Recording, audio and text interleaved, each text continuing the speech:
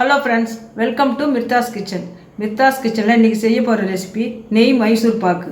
அது எப்படி செய்யறதுன்றதுக்கு பார்க்கலாம். அதுக்கு முன்னாடி அதுக்கு என்னென்ன தேவையான பொருட்கள் என்னென்னன்னு பார்க்கலாம். 1 கப் கடலை மாவு எடுத்துக்கிறேன், 1 கப் சர்க்கரை எடுத்துக்கிறேன், 1.5 கப் நெய் எடுத்துக்கிறேன். இந்த நெய்யில வந்து 1 கப் நெய் இந்த கிண்ணத்துல வச்சிருக்கேன். இந்த நெய்யில தான் வந்து நம்ம கடலை மாவை கலக்க போறோம். அதனால இது 1 கப் தனியா எடுத்து வச்சிருக்கேன். இந்த 1/2 கப் அதுக்கு அப்புறம் ஊத்தி செய்யிறதுக்காக வச்சிருக்கேன். ஒரு 1/2 கப்பு தண்ணி வச்சுருக்கேன் சர்க்கரை பாகு எடுக்கிறதுக்காக. அவ்வளோதாங்க. வாங்க அது எப்படி செய்யறதுன்றத பார்க்கலாம். ஸ்டவ் ஆன் பண்ணி ஒரு பேன் வச்சுருக்கேன். அந்த பேனில் இந்த 1 கப் கடலை மாவு வைக்கிறேன். ஒரு 5 நிமிஷம் நம்ம வறுத்தா போதும், ரொம்ப நேரம் வறுக்கணும்னு இல்லை. பச்சை வாடை போகிறதுக்காக வறுக்கிறோம். நம்ம ரொம்ப வறுத்தாலும் கருகிடும். இது மாதிரி ஒரு அடி கனமான பாத்திரத்தில் வச்சு செய்யணும், இல்லையா நான்ஸ்டிக் பாத்திரத்தில் வச்சு நம்ம செய்யணும்.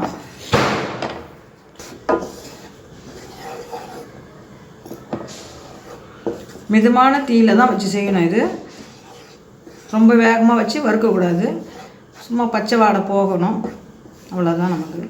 இப்போது நம்மள கடலை மாவை நம்ம வறுத்துட்டோம், வாசனை வந்துடுச்சு. இப்போ நம்ம வறுத்து வச்ச கடலை மாவு இதை வந்து நான் சலிச்சிட்டு தான் இப்போ ஆற வச்சுருக்கேன். இதை கொட்டி நம்ம இப்போ கிளறலாம். கொஞ்சம் கொஞ்சமாக கொட்டி கிளறிக்கலாம், கட்டி இல்லாமல் கிளறணும்.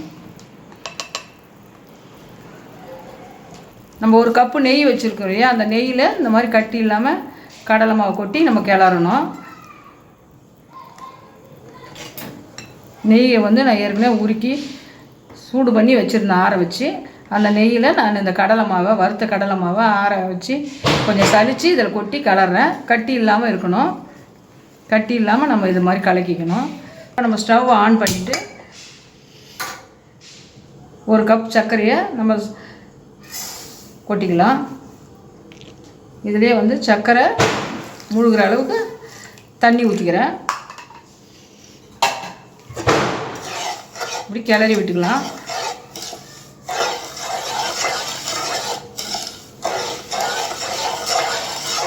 சர்க்கரை வந்து கரைஞ்சி பாகு பதம் வரணும்.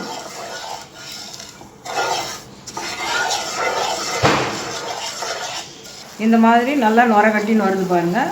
இந்த ஸ்டேஜில் நம்ம கம்பி பாகு வந்துடுச்சான்னு சொல்லிவிட்டு நம்ம இப்படி பார்க்கணும். இன்னும் வரல, இன்னும் கொஞ்சம் நேரம் பார்க்கலாம். இது ஒரு கம்பி பதம், இதுதான். இப்போ இந்த பாகு வந்துடுச்சு. இப்போ நம்ம கலக்கி வச்ச கடலை மாவை கொஞ்சம் கொஞ்சமாக ஊற்றி கிளறிக்கலாம். கொஞ்சம் கொஞ்சமாக ஊற்றி இப்படி மிக்ஸ் பண்ணி கைவிடாமல் கிளறிக்கின்னு இருக்கணும். மிதமான தீயில் தான் இது இருக்கணும், ரொம்ப வேகமாக வச்சிடக்கூடாது. இருகின பதம் வந்துடுச்சு. நம்ம எடுத்து வச்ச 1/2 கப்பு நெய்யில் பாதி நெய்யை நம்ம இப்போ ஆட் பண்ணிக்கலாம். ஆட் பண்ணி இது மாதிரி மிக்ஸ் பண்ணிக்கலாம். இப்போ பாருங்கள், இலகி வருது பாருங்கள். நெய்யெல்லாம் இழுத்துன்னு திரும்ப இறுகி வரும். அந்த டைமில் நம்ம இன்னும் கொஞ்சம் நெய்யை ஊற்றிக்கணும். இன்னும் கொஞ்சம் நெய்யும் நான் ஆட் பண்ணிக்கிறேன். மைசூர் பாக்குலேருந்து வெளியே வருது நெய். இந்த ஸ்டேஜில் இதை நம்ம ஆஃப் பண்ணிக்கலாம். கொஞ்சம் வெதப்பான சூடு இருக்குது. இந்த ஸ்டேஜில் நம்ம துண்டுகளாக இப்படி கட் பண்ணிக்கலாம்.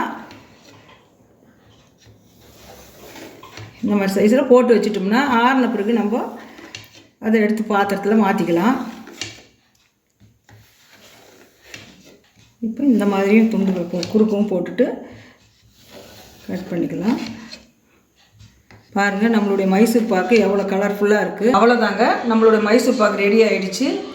எவ்வளோ கலர்ஃபுல்லாக வந்திருக்குதுன்னு பாருங்கள். இந்த வீடியோ உங்களுக்கு பிடிச்சிருக்குன்னு நினைக்கிறேன். பிடிச்சிருந்தால் லைக் பண்ணுங்கள், ஷேர் பண்ணுங்கள், மறக்காமல் மிர்தாஸ் கிச்சனுக்கு சப்ஸ்கிரைப் பண்ணுங்கள்.